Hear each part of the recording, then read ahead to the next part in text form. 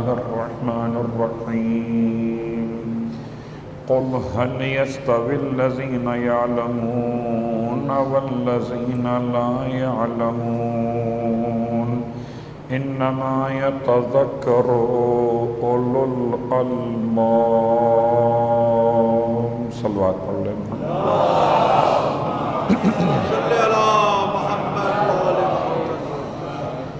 تمام تعریفیں شہیدوں کے پروردگار کے لیے اور تمام ہدیہ درود و سلام شہیدوں کے سید و سردار کے لیے، ان کے آباء و اجداد کے لیے، ان کے برادر معظم کے لیے، ان کی اولاد طیبین و طاہرین کے لیے۔ الحمدللہ الذی جعلنا من المتمسکین بالقرآن العظیم وجعلنا من المتمسکین بولایت علی بن ابی طالب علیہ السلام۔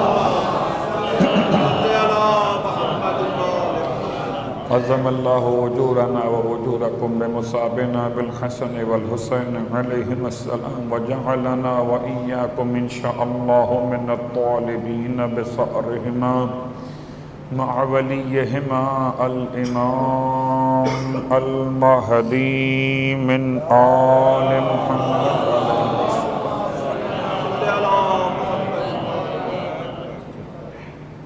اما بعد، شکر خداوند حسن مجتبیٰ کے ساتھ پھر خدا نے اتنا موقع عطا کیا کہ آج پھر حاضر ہوئے۔ یقیناً انسان ساری زندگی اگر ان دو عظیم شخصیات کو یاد کرتا رہے کہ جن کو آج دعائے ندبہ میں آپ نے یاد کیا ہوگا، این الحسن و این الحسین۔ قسم بخدا تاریخ انسان تو انسان، کائنات میں کوئی ایسی شے شاید نہ ہو کہ جو ان دو عظیم ہستیوں کے لیے خدا کی بارگاہ میں فریاد کناں اور گریہ کناں نہ ہو۔ حد تو یہ ہے کہ اگر سرکار امام حسین علیہ السلام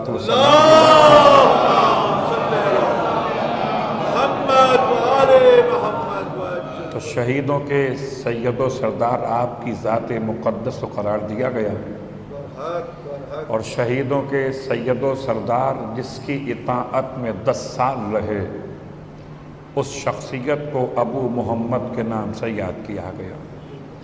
اور میں ہر سال آپ کی خدمت میں اس عشرے میں ایک آدھ جملہ لازماً کہتا ہوں کہ ہمارے اور آپ کے درمیان تقابل کی کیفیت نہیں ہونی چاہیے کہ وہ امام اور یہ امام دونوں برابر ہیں۔ تقابل کی کیفیت ہمارے اور آپ کے عنوان میں نہیں ہے۔ ہمارا اور آپ کا کام تو فضیلت امام کو بیان کرنا ہے۔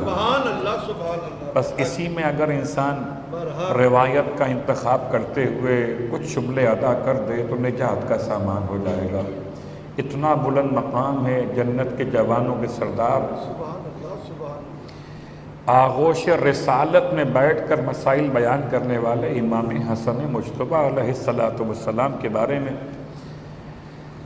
ایک جملہ قرآن مجید سے ہمیشہ بیان کیا جاتا رہا، بیان کیا جاتا رہے گا کہ اس میں کوئی شک نہیں پروردگار عالم نے 2 طرح کے انسان بنائے، ایک وہ جو محتاج علم ہیں اور ایک وہ جو محتاج علم نہیں ہے،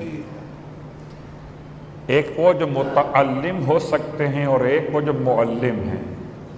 دونوں برابر نہیں ہو سکتے، دونوں کی خلقت برابر نہیں ہے، دونوں کا عنوان برابر نہیں ہے۔ پروردگار نے جسے معلم بنایا ہے وہ معلم ہے، پڑھانے کے لیے آیا ہے، اور جسے متعلم بنایا ہے وہ پڑھنے کے لیے آیا ہے۔ اس لیے امام فرماتے ہیں کن عالماً او متعلما۔ عام زندگی میں انسان کو علم سے اتنی محبت ہونی چاہیے کہ یا عالم بنیے یا طالب علم بنیے، اس کے سوا کچھ اور نہ بنیے گا۔ صلوات پڑھے محمد والے۔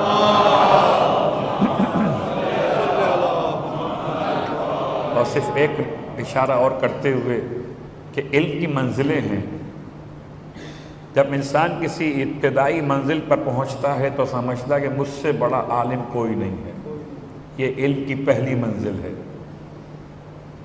عجیب سی بات ہے، وہ سمجھتا ہے کہ بس میں سب کچھ پڑھ گیا ہوں۔ اس کے بعد جب اور آگے بڑھتا ہے تو پھر کہتا ہے نہیں، کچھ میں جانتا ہوں، کچھ میں نہیں جانتا ہوں۔ اور پھر جب بالکل علم کی آخری منزل پر پہنچتا ہے تو کہتا ہے میں تو کچھ بھی نہیں جانتا ہوں۔ اس لیے آپ نے بڑے بڑے مراجع عظام کو طالب علم کہتے ہوئے اپنے لیے خود کو طالب علم کہتے تھے۔ درجہ اجتہاد پر پہنچ گئے، مرجع تشریع جہان بن گئے، اپنے آپ کو طالب علم کہتے رہے۔ جیسے آغا سیستانی کا اپنا جملہ کہ میں اس قوم کا خادم ہوں، حاکم نہیں۔ صلوات پڑھے محمد و آل محمد۔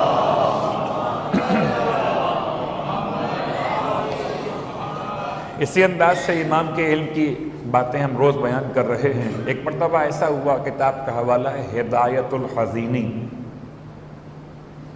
اور اس کو دوسری کتاب سے ریفر کیا گیا مدینۃ المعاجز، معجزات کا شہر۔ ایک مرتبہ ایک صاحب روانہ ہوئے، عربی تھے، حج کے لیے، اور حج کے لیے جب روانہ ہوئے تو اپنے علاقے سے حج پر جانا اس زمانے میں کام ہوتا تھا۔ آج کل کام وام نہیں ہے، آج کل تو بہت آسان ہے حج پہ جانا۔ اور جب حج پر جا رہے تو راستے میں کتنے منزلیں ہوتی تھیں، قیام کرنا پڑتا تھا۔ ایک منزل پر بہت بھوک لگی ہوئی تھی، کچھ کھانے کا سامان نہیں مل رہا تھا۔ اتفاق سے دیکھا کہ شتر مرغ کے انڈے کسی کونے میں اس نے دیے ہوں گے، رکھے ہوں گے۔ انہوں نے کچھ انڈے اٹھائے اور اس کو فرائی کیا۔ اس دور میں جیسے کھائے جاتے تھے، اس طرح آگ جلائی جاتی ہوگی، بہرحال اسے پکا کے کھا لیا۔ تب کی بات ہے جب کہ وہ اعرابی میقات سے آگے بڑھ چکا تھا اور حالت احرام میں تھا۔ حالت احرام سے پہلے باتیں اور ہیں، حالت احرام کے بعد مسائل اور ہو جاتے ہیں۔ بنتا وہی ہے، البتہ حالت بدلنے سے مسئلے بدل گئے، احرام سے پہلے اور احرام کے بعد۔ اب جب انہوں نے یہ شتر مرغ کے انڈے بھون کے کھا لیے حالت احرام میں، تو باقی ساتھیوں نے کہا تم نے تو گڑبڑ کر دی، کہ اب تو تم پر کفارہ واجب ہو گیا۔ اب کفارہ تو واجب ہو گیا، لیکن کیا واجب ہوا یہ کون بتائے؟ گئے حج کے لیے، حج کیا، اور حج کرنے کے بعد واپس پلٹ کر آئے مدینہ منورہ، اور اس اعرابی شخص نے پوچھا مدینہ منورہ میں کہ رسول خدا کا جانشین کون ہے جس سے میں مسئلہ پوچھوں؟ اور آپ تو جانتے ہی ہیں کہ جانشینی ایک ظاہری ہوئی ہے اور ایک اصلاً تھی، ہوئی نہیں اصلاً تھی، اور ہے اور رہے گی۔ تو ظاہری جانشینی جو تھی ان کے پاس یہ پہنچ گئے کہ یہ صاحب جانشین، اور ان کے پاس اس وقت تمام لوگ بیٹھے ہوئے تھے جن کے خاص خاص نام آپ کے اذہان میں محفوظ ہیں۔ اس زمانے کے جو معتبر لوگ حکومت کی نگاہوں میں سب بیٹھے ہوئے تھے۔ ایک مرتبہ اس نے پوچھا کہ جانشین پیغمبر کون ہے؟ کہا یہ جو بیٹھے ہوئے سب۔ کہا مجھے آپ سے فتویٰ لینا ہے۔ یہ بات ذہن میں رہے کہ ہم مسلسل 2-3 دن سے یہ بات کر رہے ہیں کہ حکومت اور علم کو الگ کر دیا گیا تھا۔ مجھے آپ سے فتویٰ لینا ہے کیونکہ آپ جانشین پیغمبر، میں نے حالت احرام میں کیا فتویٰ لینا ہے کہ میں نے حالت احرام میں غلطی سے شتر مرغ کے انڈے بھون کر کھا لیے تھے، کفارہ کیا ہوگا؟ کہنے لگے جو لوگ بیٹھے ہوئے تھے، بھئی آپ لوگ بتائیں، آپ اصحاب رسول ہیں۔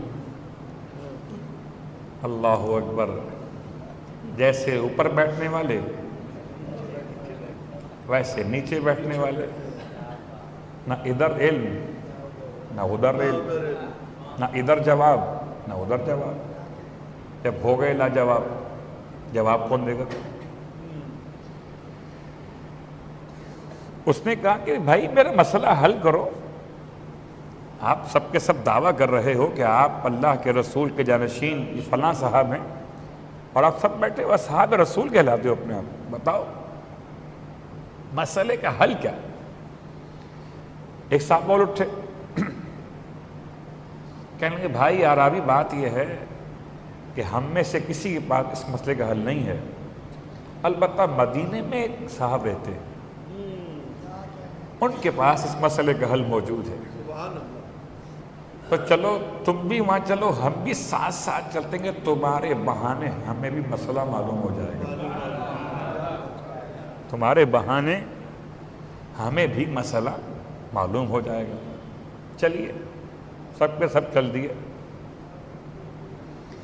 اور دروازہ کس کا تھا؟ جا پہنچے، ہمیشہ ایک ہی در کھلا رہتا تھا، سائلین کے لیے بھی کہ جو آئے ہو محتاج، اور طالب علموں کے لیے بھی جو آئے ہو علم لینے کے لیے، ایک ہی در تھا، مال بھی وہیں سے ملتا تھا اور علم بھی وہیں سے ملتا تھا۔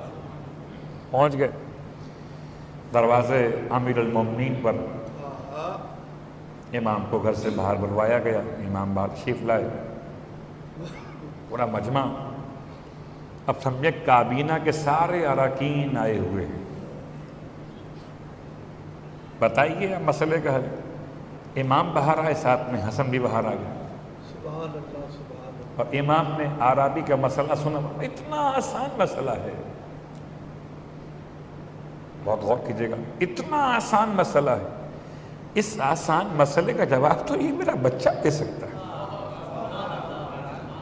اب ذرا غور کیجیے گا، سفید داڑھیوں والے، بڑے بڑے سجدے کے نشانات والے، اور اللہ کے رسول کے جانشینی کا دعویٰ کرنے والے، کیا عمر ان کی ہوگی، کیا عمر اس معصوم کی ہے۔ اب ظاہر طور پر عربی کہتا ہے یہ عجیب بات، چیخ اٹھا، یہ کیا مذاق ہے، جب ان بڑوں کو نہیں معلوم ہے تو اس بچے کو کیا معلوم ہوگا۔ مسئلہ وضو کا نہیں ہے، مسئلہ نماز کا نہیں ہے، مسئلہ تیمم کا نہیں ہے، مسئلہ حالت احرام میں کفارے کا ہے۔ امام نے بڑے اطمینان سے ارشاد فرمایا، عربی مت گھبرا، اس سے پوچھ کے تو دیکھ، تجھے معلوم ہو جائے گا کہ مسئلہ جانتا کہ نہیں جانتا۔ اللہ اکبر، مولا نے کیا انداز اختیار کیا کہ دنیا کو سمجھا دیا کہ جو علی کے گھر میں بچہ بھی ہو وہ ان کے بڑوں سے بہتر۔ صلوات پڑھے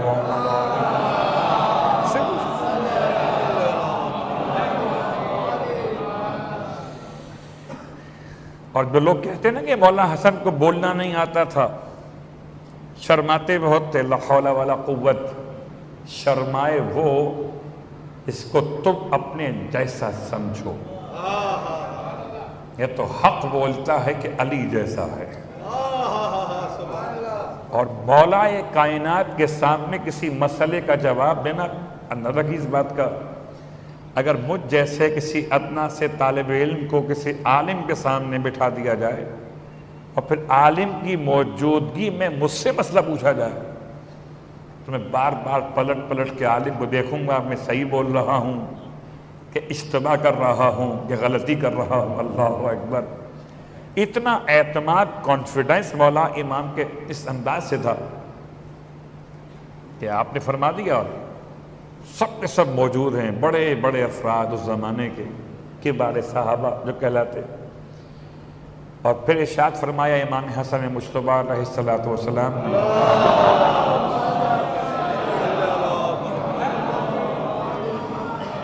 فرماتے ہیں اے اعرابی برادر، تم نے حالت احرام میں شتر مرغ کے جتنے انڈے توڑ کر بھون کر کھائے تھے اتنی تعداد میں، تمہیں تعداد تو یاد ہوگی نا کتنے انڈے توڑے تھے، اتنی تعداد میں اونٹنیاں لو،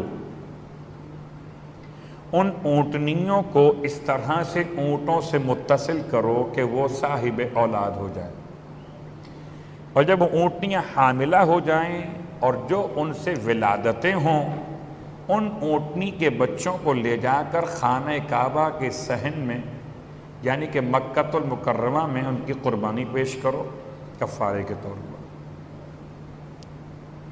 جتنے تعداد میں انڈے استعمال کیے تھے اتنی تعداد میں اس عمل کو انجام دو۔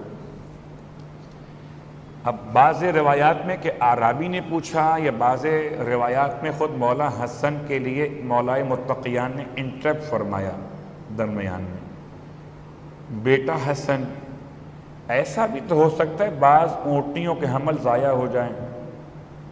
تم نے کہا فیگر جتنے انڈے کھائے ہو، تو ایسا ہو سکتا ہے نا کہ ساری اونٹنیوں کے حمل کامیاب نہ ہو۔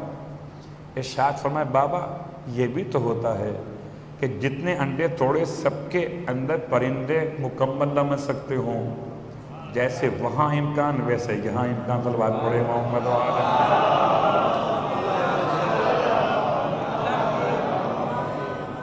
اب یا تو یہ اعرابی کا سوال تھا بیچ میں یا مولائے متقیان کا مداخلت کا انداز تھا اور سمجھانا تھا کہ ایسا نہیں ہے کہ جواب رٹا دیا ہو، نہیں، وہ جواب کی علل بھی جانتا ہے، جواب کی جو فلسفیانہ گفتگو وہ بھی جانتا ہے۔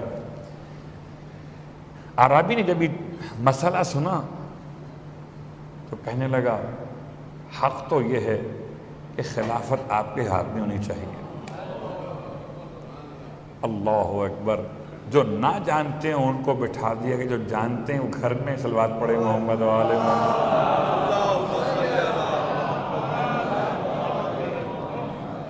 تو اسی انداز سے امام کی خدمت میں لوگ آتے رہے، استفادہ علم کرتے رہے، اور اب آئیے اس علم کے بیان کے ساتھ ساتھ ہم مسلسل آپ کی خدمت میں تعبیر خواب کا عنوان لیے ہوئے ہیں۔ دو ہمارے عناوین ہیں، ایک علم امام حسن مجتبیٰ علیہ السلام اور ایک تعبیر خواب۔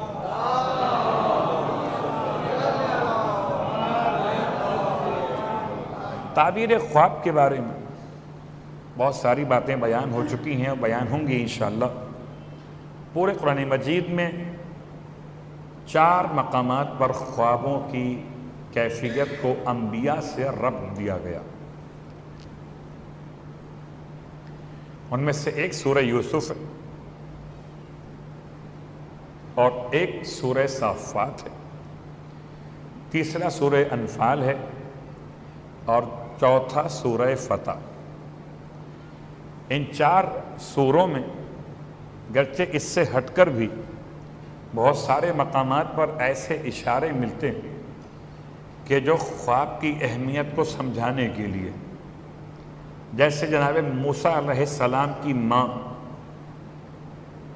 جب آپ نے اپنے بیٹے کو صندوق میں بند کیا تھا تو صندوق میں بند کرنے سے پہلے تو قرآن کہتا ہے کہ ہم نے موسیٰ کی طرف وحی کی۔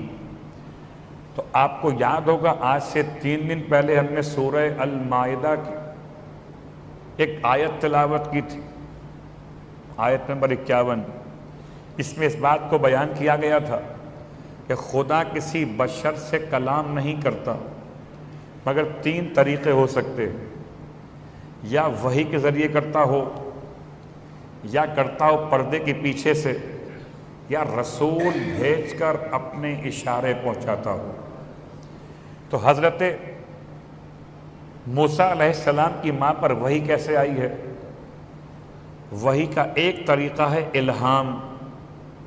الہام کی ایک کیفیت حالت خواب میں پیغام کا پہنچا دیا جانا ہے۔ جیسے حضرت ابراہیم علیہ السلام کو آپ کے فرزند کے ذبح کرنے کا جو پیغام ملا وہ بذریعہ خواب ملا، اگر حضرت ابراہیم علیہ السلام کو خواب میں پیغام ملے تو جناب موسیٰ علیہ السلام کی ماں کو بھی خواب میں پیغام ملا۔ اور آج ایک اور خواب اس سے ہٹ کر، اور یہ خواب گرچہ قرآن میں بیان نہیں ہوا لیکن اس میں کوئی شک نہیں کہ خواب حقیقتاً ایک ایسی عظمت کا حامل خواب قرار پایا۔ چلیے عظمتوں کا بیان بعد میں کرتے ہیں، پہلے خواب بیان کر دیں۔ حضرت عبد المطلب کا نام اصل گرامی ہے جناب شیبۃ الحمد، اور اب فرش ادا کی برکت سے تاریخیں بیان ہوتی رہتی ہیں. عبد کہتے ہیں غلام کو، مطلب آپ کے چچا کا نام تھا، اور اس لیے آپ کو عبد المطلب کے نام سے منسوب کیا گیا کہ آپ کے چچا آپ کو آپ کی ننیحال سے لے کر جب مکے میں داخل ہوئے تھے تو اونٹ پہ بٹھایا ہوا تھا، اور پہلی مرتبہ اس سن و سال میں اس حسین بچے کو جناب مطلب کے ساتھ جب مکے کے لوگوں نے دیکھا تو بے ساختہ ایک جملہ زبان پر آیا کہ مطلب مکے میں آئے ہیں باہر سے اور ساتھ میں ایک غلام لے کر آئے ہیں.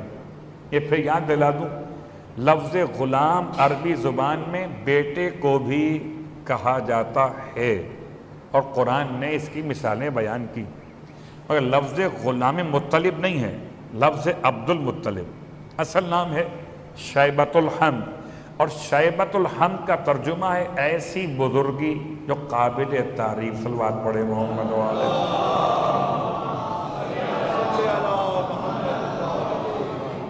کبھی بال سفید ہو جاتے ہیں نزلہ زکام کی بنیاد پر، کبھی بال سفید ہوتے ہیں کمزوری وجود کی بنیاد پر، بڑھاپا آ گیا بال سفید ہو گئے. تو یہ بالوں کی سفیدی بیماری کی بنیاد پر ہو کہ کمزوری کی بنیاد پر قابل تعریف نہیں ہے. یہ بچپن سے ایسے تھے کہ ان کے سر میں ایسا لگتا تھا جیسے چاندی چمک رہی ہے، شیبۃ الحمد. مگر یہ شیبہ، ان کے بالوں کی سفیدی نہ تو کسی بیماری کی بنیاد پر تھی اور نہ ہی کمزوری یا بڑھاپے کی علامت تھی. بس یہ بات کافی ہے. جو خود شیبۃ الحمد ہو اس کا پوتا ہی تو محمد ہوگا، اس کا پوتا ہی تو علی ابن ابی طالب ہوگا. اللہ اکبر. شیبۃ الحمد. اب انہوں نے خواب دیکھا تھا. آپ کو یاد ہے کل ہم نے آپ سے کہا تھا خواب دیکھنے والے کی حیثیت کے اعتبار سے خواب مختلف ہوتے ہیں. ان کی حیثیت سردار مکہ ہے، ان کی حیثیت انبیاء کے وارث، ان کی حیثیت اوصیاء انبیاء میں آپ کو شامل کیا گیا. تو آپ کی حیثیت کے اعتبار سے آپ نے خواب دیکھا. اور کیا خواب دیکھا کہ کوئی آپ سے کہتا ہے، اگر حضرت موسیٰ کی ماں سے کوئی کہے کہ تم اپنے بچے کو ڈال دو صندوق میں رکھ کر پانی کے اندر، تو حضرت موسیٰ کی ماں عمل کر دیں. اور اگر ختمی مرتبت کے دادا سے کوئی کہے کہ جاؤ زمزم کھودو،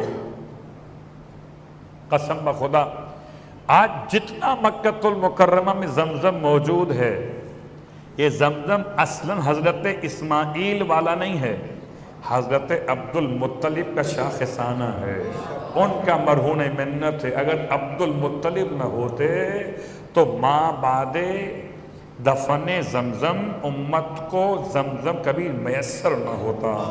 اب پیجئے زمزم اور کہیے شکریہ عبد المطلب. صلوات پڑھے محمد والے.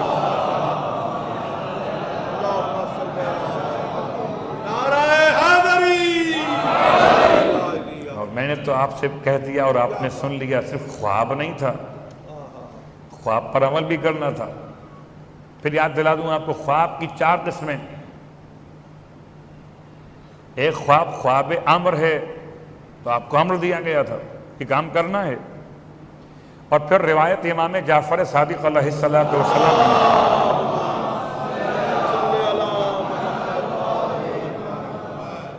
کہ خواب 3 طریقوں پر 3 قسموں میں تقسیم ہے. خواب امام فرماتے خواب کی پہلی قسم ہے محکم خواب، خواب کی دوسری قسم متشابہ خواب، خواب کی تیسری قسم ہے احلام الاضغاث، پریشان حال خواب. ایک محکم خواب، ایک متشابہ خواب اور ایک پریشان حال خواب. بہت غور کیجئے گا. محکم تو بات واضح ہے، جس میں بالکل کلیئر ہو کہ آپ نے بیٹا ذبح کرنا ہے، آپ نے بیٹے کو پانی کے اندر باکس میں ڈالنا ہے، آپ نے زمزم ڈھونڈ کر اس کا کنواں کھودنا ہے. محکم.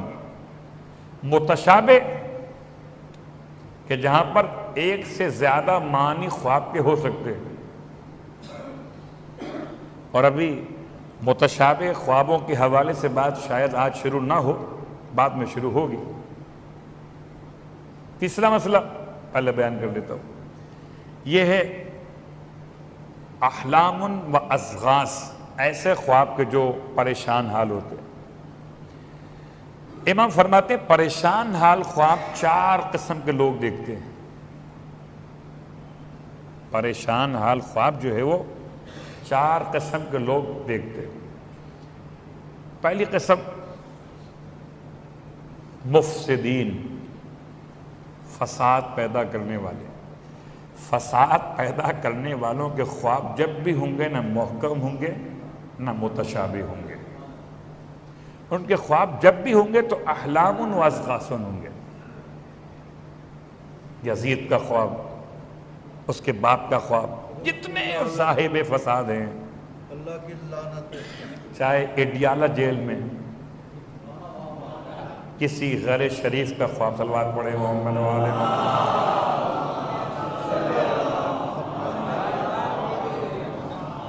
ٹھیک، جتنے فساد پیدا کرنے والے خواب کی تیسری قسم میں امام فرماتے ہیں 4 قسم کے لوگ خواب دیکھتے ہیں۔ اس کے بعد دوسری قسم کا شراب پینے والے۔ شراب پینے والوں کے خوابوں کو امام نے فرمایا کہ ان کے خواب نہ محکم ہو سکتے ہیں اور نہ متشابہ ہو سکتے ہیں۔ یہ جب بھی خواب دیکھیں گے تو احلام اضغاث ہوں گے۔ ٹھیک، تیسرا کہ جو شراب پینے والا، فساد پیدا کرنے والا اور خدا کے بارے میں عقیدہ باطل رکھنے والا، جب بھی خواب دیکھے گا، یعنی مشرک کافر جب بھی خواب دیکھیں گے تو ان کے خواب ہمیشہ خواب احلام اضغاث ہوں۔ چوتھا اور آخری، اپنے واجبات کو چھوڑ دینے والا، اپنے واجبات کو چھوڑ دینے والا۔ ہو سکتا ہے بھی بہت ساری باتیں ایسی ہوں جو آپ کے اذہان میں سوالن آئی ہوں، پیشن گوئیوں کے حوالے سے، بعض غیر مسلموں کے خوابوں کے حوالے سے انشاءاللہ جب آگے بڑھیں گے تو باتیں اور کھل کے سامنے آئیں گی۔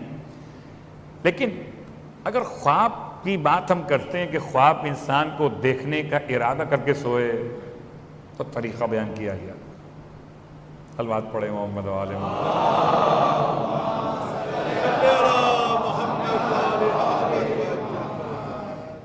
اور پھر ایک ایک بات کو روایتوں نے سمجھایا کہ خواب دیکھنے کا باقاعدہ اہتمام کیا جائے، بالارادہ انسان کا خواب دیکھنے کے ارادے سے سونا۔ اس میں محمد ابن سیرین کا بھی حوالہ ہے، جناب دانیال علیہ السلام کا بھی حوالہ ہے۔ الفاظ کیا ہیں کہ جو باقاعدہ خواب دیکھنے کا ارادہ کرے اسے چاہیے کہ باوضو ہو کر سوئے، نمبر 1۔ نمبر 2، داہنی کروٹ لے کر سوئے۔ اس سے پہلے ہم اشارہ کر چکے بعض مجالس میں کہ اسلام اتنا مقدس مذہب ہے کہ اس نے لباس پہننے کے آداب بھی بتائے۔ ہم عمل نہ کریں وہ اور بات ہے، ہمارے جو لائف اسٹائل اس کے لحاظ سے عمل ممکن نہ وہ الگ بات ہے، لیکن لباس کا پہننا اور لباس کا اتارنا، نئے لباس کا انتخاب کرنا، اس پر دعا پڑھ کر ہمیشہ کے لیے عبادت کا ثواب لکھوا لینا۔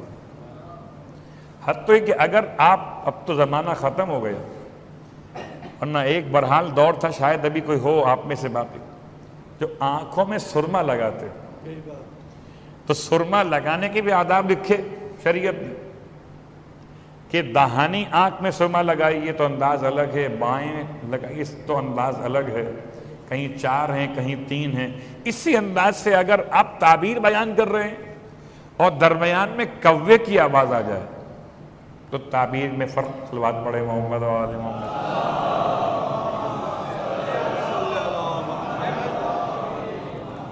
یہ میں ٹوٹکے بیان نہیں کر رہا کہ جی کوا بول رہا تھا تو مہمان گھر پر آئے گا، یہ وہ بیان نہیں کر رہا، بلکہ جو تعبیر خواب کے فن کے ماہرین نے لکھا وہ بیان کر رہا۔ اب ایک روایت بڑی دلچسپ ہے، روایت یہ کہ اگر کوئی انسان خواب دیکھے اور خواب بھول جائے تو معبر کے پاس ایک صلاحیت ہے کہ وہ بھولے ہوئے خواب کو بھی اس کی تعبیر دے سکتا ہے۔ خواب دیکھنے والا خواب بھول گیا اور پہنچا معبر کے پاس، اب لازم ہے کہ معبر کے پاس پہنچے، اور معبر کو پھر امام جعفر صادق علیہ السلام نے طریقہ بتایا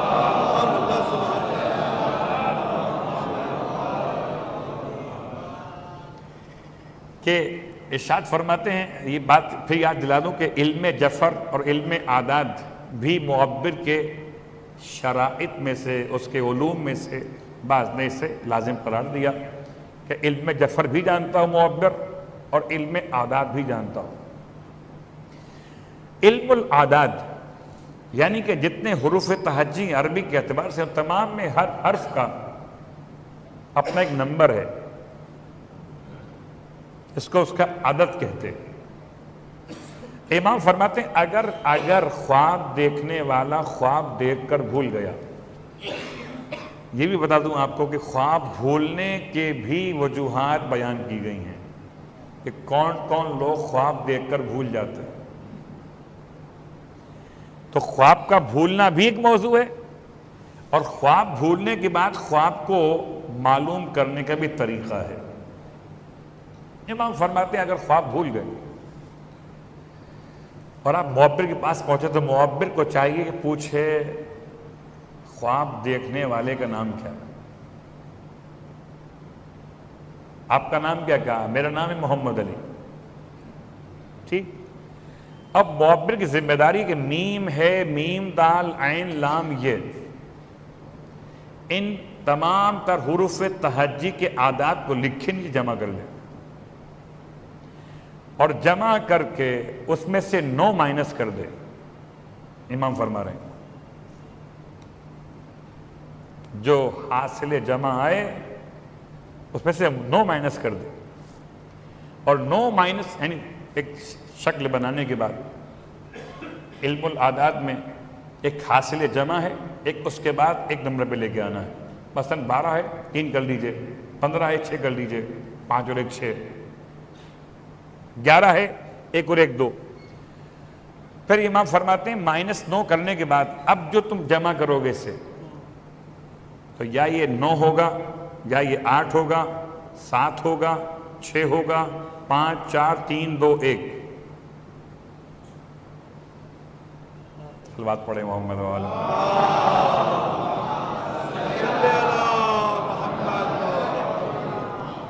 فرماتے ہیں اگر 9 مائنس کرنے کے بعد اب جو آپ کو بس نمبر آیا تو اگر 9 بنا ہے تو امام نے قرآن کی آیت پڑھی، تسعۃ رہط، 9 ہیں ایسے قبیلے، 9 ہیں ایسے جماعتیں کہ جو زمین میں فساد برپا کرنا چاہتے تھے۔ امام نے قرآن کی آیت پڑھی، فرمایا کہ اگر 9 نکل آئے سمجھو کہ اس دیکھنے والے نے کوئی برا خواب دیکھا ہے۔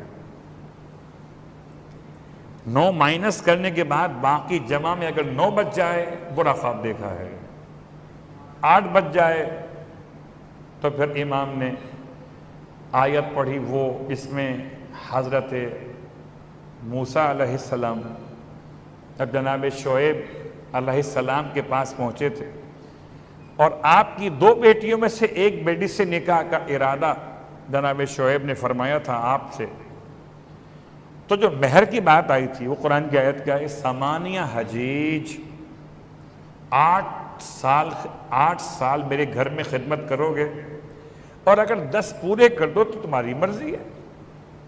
فرمایا اگر 8 بچتا ہے تو قرآن کی آیت کا عنوان ہے کہ 8 یا تو یہ سفر کرے گا یا خدا اسے اولاد صالح عطا کرے گا، یا مہر یعنی عورت سے شادی کرے گا، کیا مطلب؟ اس نے خواب میں پھر وہی دیکھا ہے جو آیت بتا. صلوات پڑھیں محمد وآل محمد. صلی اللہ پھر امام نے فرمایا 7 دیکھا ہے. تو پھر وہ اصحاب کہف میں کتنے لوگ تھے؟ ان میں ایک کتا تھا. اس آیت کو آپ نے تلاوت فرمایا کہ اس نے جو خواب میں دیکھا ہے تو حیوانات کو دیکھا. ایک کتا، باقی 6 یا 7 افراد تھے اصحاب کہف. پھر فرمایا کہ اگر 6 بچے تو آپ نے قرآن کی آیت پڑھی کہ پروردگار زمین و آسمان کو 6 دن میں خلق فرمایا ہے.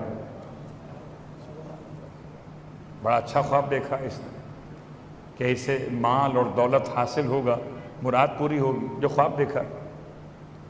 پھر امام فرماتے ہیں اگر 5 بچے تو امام نے ایک اور آیت کو تلاوت کیا 5 کی فگر کے اعتبار سے. فرمایا برا خواب ہے جو دیکھا ہے. پھر 4 کے لیے اور 3 اور 2 1 کے لیے تمام میں آیتیں بیان کی. اگر انسان خواب دیکھ کر خواب بھول جائے تو معبر علم العادات کے ذریعے سے اس کے خواب کو معلوم کر سکتا ہے خواب میں دیکھا کیا تھا. اللہ اکبر. مگر ہو آل محمد کا دامن ہاتھ میں تب نہ. اور اگر آل محمد کا دامن ہاتھ میں نہ ہو، اور یاد رکھیے تعبیر جس سے لیجیے گا کوئی نہ کوئی تعبیر تو وہ آپ کو دے ہی دے گا، لیکن ہر ایک سے تعبیر مت لیجیے گا کہ تعبیر ایک ایسا عنوان ہے کہ جو پہلی تعبیر دے دی گئی پھر انسان کے نفسیات پر اس کا اثر واقع ہو جاتا ہے. لہٰذا اب آئیے ایک اور طریقہ. بس آپ لوگ پوچھتے ہیں کہ ہم اپنے والدین کو خواب میں دیکھنا چاہتے ہیں انتقال کے بعد، تو اپنے والدین کو خواب میں دیکھنے کا کیا طریقہ ہے؟ ایک سے زیادہ طریقے موجود ہیں، میں خالی ایک بیان کر رہا ہوں. سورہ مبارکہ الطور آیت نمبر 21 الذین آمنوا واتبعتہم ذریتہم بایمان الی آخر آیت. سورہ طور آیت نمبر 21 7 دن تک پڑھنا ہے 111 مرتبہ. 7 دن تک پڑھنا ہے 111 مرتبہ. حالت خواب میں والدین سے ملاقات ہو جائے گی اور خدا مرادیں پوری فرمائے. صلوات پڑھے محمد.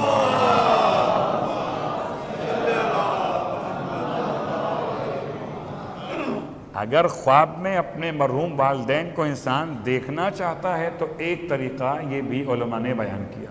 سورہ طور آیت نمبر 21 7 دن تک 111 مرتبہ پڑھیے. لمبی آیت نہیں ہے، آیت الکرسی کی طرح سے نہیں، چھوٹی آیت. تو حالت خواب میں انسان کا اپنے والدین کو دیکھنا یہ بھی ایک موضوع ہے. اور بہرحال انسان خواب اگر ایسا خوفناک دیکھے تو اپنے خوفناک خواب کو کسی اور سے بیان نہ کرے. بعض روایات میں اس کا اشارہ کیا گیا. اور اچھا خواب دیکھے تو بیان کرے تعبیر کے حوالے سے. لیکن جناب سیدہ فاطمہ الزہرا سلام اللہ علیہا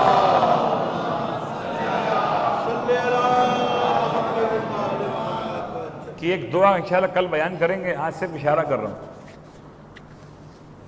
کہ شہزادی کونین نے 2 باتیں الگ الگ بیان فرمائی ہیں. ایک، اگر کسی انسان کو نیند نہ آتی ہو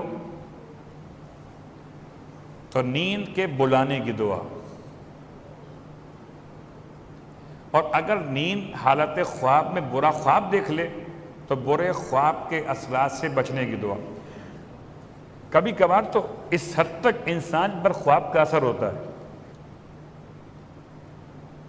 آپ غور کیجیے گا کہ سوتے ہوئے اب ایام عزا چل رہے ہیں، اور جب ایام عزا چل رہے ہوں تو اس اعتبار سے انسان کے ذہن میں ذوالجناح، علم، تعزیہ، تابوت وغیرہ ماتم مجلس رہتی ہے. ٹھیک؟ تو خواب میں بھی آپ کو ہو سکتا ہے اکثر اس طرح کے اشارے محسوس ہوں، لیکن پھر یہاں دلا دوں بات آپ کو، ہمارا مذہب بشارت خواب کی بنیاد پہ نہیں ہے۔ کیا بات ہے! لوگ بسا اوقات کہتے ہیں بشارتی علم نکال رہا ہوں، وہ اگر خواب نہ دیکھتے تو کیا مولا عباس کا علم نہ نکالتے؟ اللہ اکبر۔ بشارتی مجلس کر رہا ہوں تو کیا اگر خواب میں مجلس حسین کو نہ دیکھتے تو کیا مجلس نہ کرتے؟ ٹھیک ہے، یہ آپ کا ایک خیال ہو سکتا ہے کہ آپ نے خواب دیکھا، آپ اس پہ عمل کرنا چاہتے ہیں۔ اصلاً میرا اور آپ کا مذہب اور مسلک حقیقت کی بنیاد پر ہے، خواب کی بنیاد پر نہیں ہے۔ ہم تو جو خواب دیکھتے ہیں وہ بھی حقیقت سے قریب دیکھتے ہیں۔ قریب دیکھتے ہیں۔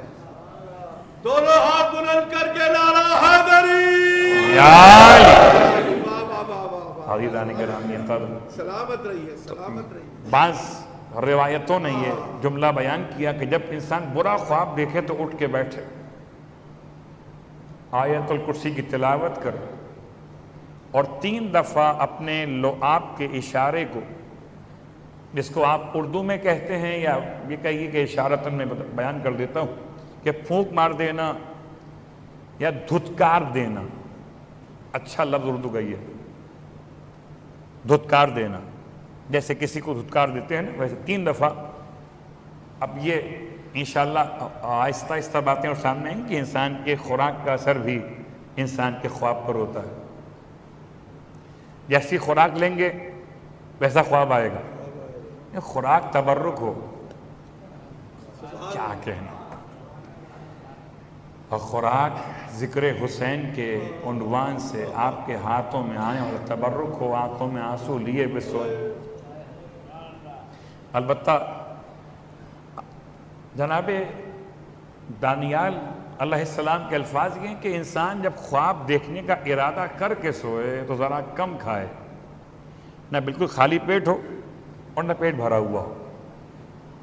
اس کے بعد باوضو ہو کر اور اپنی داہنی کروٹ پہ سوئے۔ انشاءاللہ وہ اگر چاہتا ہے کہ حالت خواب میں اسے کوئی خبر دی جائے تو اگر مومن ہے تو مومن کا خواب کافر کے خواب سے، منافق کے خواب سے بہت بہتر ہوتا ہے، جیسے خود مومن بہتر ہے۔ اور چونکہ آج 3 سفر، 2 سفر کی تاریخ اور 3 سفر کی شب،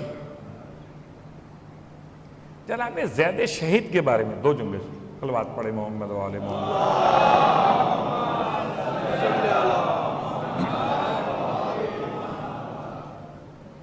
بہت تفصیل کا وقت نہیں ہے۔ 3 شخصیات۔ پہلی شخصیت محمد حنفیہ،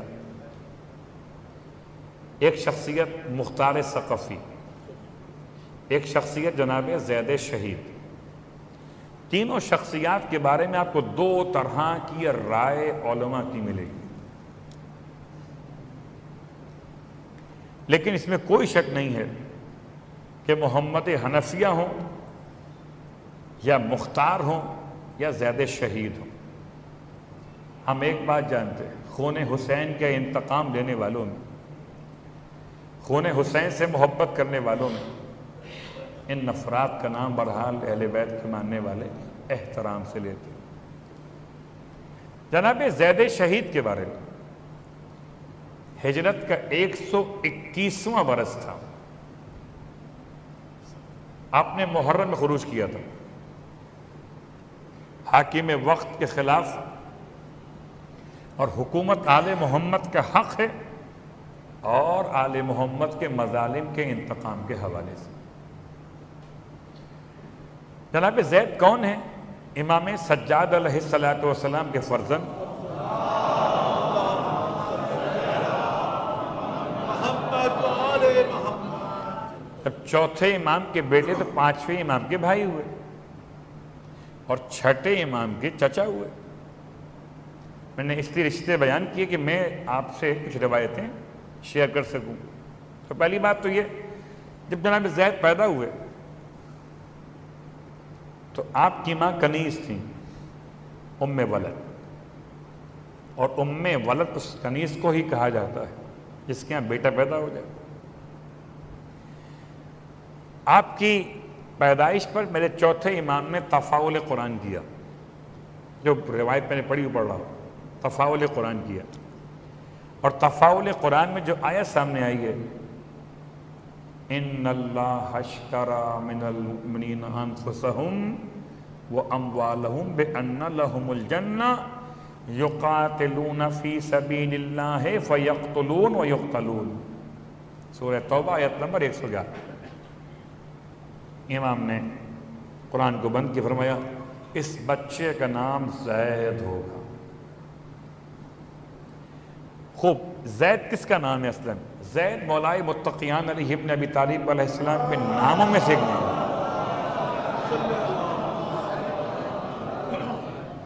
زید نام مولائے کائنات کے ناموں میں سے۔ اور چوتھے امام جب اس بچے کے لیے نام تفاعل فرماتے ہیں قرآن مجید سے، تو آیت میں جہاد کا تذکرہ آتا ہے، یقاتلون فی سبیل اللہ فیقتلون ویقتلون، یہ قتل کرتے بھی ہیں اور قتل ہو بھی جاتے ہیں۔ یہ چوتھے امام نے اپنے فرزند کا نام زید رکھا، تو زید نام چوتھے امام کا عطا کیا ہوا اور نام مولائے متقیان کا۔ اس کے بعد خاص طور سے جب اپنے چچا کو یاد کرتے تھے، ہمارے اور آپ کے چھٹے امام تو فرماتے تھے ہمارے چچا زید اگر خروج کرنے سے پہلے مسجد سہلہ میں 2 رکعت نماز پڑھ لیتے تو ان کی 2 سال کی زندگی اور بڑھ جاتی۔ جناب زید، اللہ اکبر، ایک ایسی شخصیت کہ بہت عظیم جہاد کیا اور سفر کی 2 تاریخ کو شہید کیے گئے، اور یہ واحد شہید ہے جسے دفن کرنے کے بعد دوبارہ قبر سے نکالا گیا، آپ کی لاش کو گلیوں میں گھمایا گیا۔ اللہ اکبر۔ عزیزو، چونکہ سفر کا مہینہ بھی ہے، اور سفر کے مہینے میں 2 تاریخ ایک اور حوالہ بھی ہے۔ 2 تاریخ کو یعنی آج کے دن لٹا ہوا قافلہ دربار یزید میں پیش کیا گیا۔ تو زید کا واقعہ 121 سن ہجرت کا ہے۔ پھر آپ کے جس میں مقدس کو آگ لگا دی گئی، یہ تمام مصائب تھے آل محمد کی اولادوں کے لیے، اللہ اکبر۔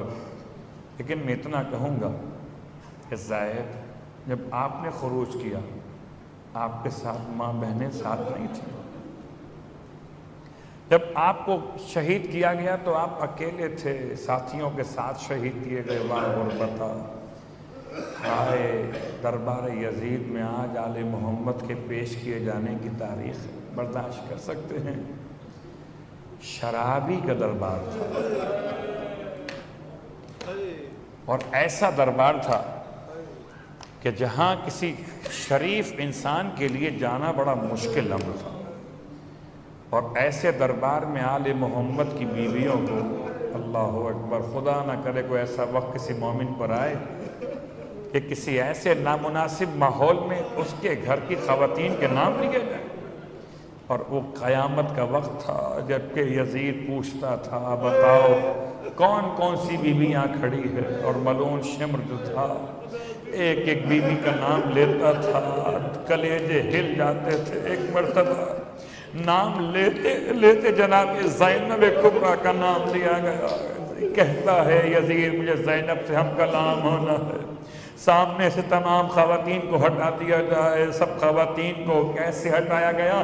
جلاد ہاتھ میں تعزیانہ لے کر آگے بڑھا، اور بیویاں جناب زینب کے سامنے سے دائیں یا بائیں ہونے پہ مجبور کر دی گئی۔ واہ غربتہ، سب بیویوں کو تو ہٹا دیا گیا مگر ایک بیوی ہے جس پر ہمت نہیں پڑ رہی ہے۔ کون ہے؟ کہ یہ اماں فضہ ہے۔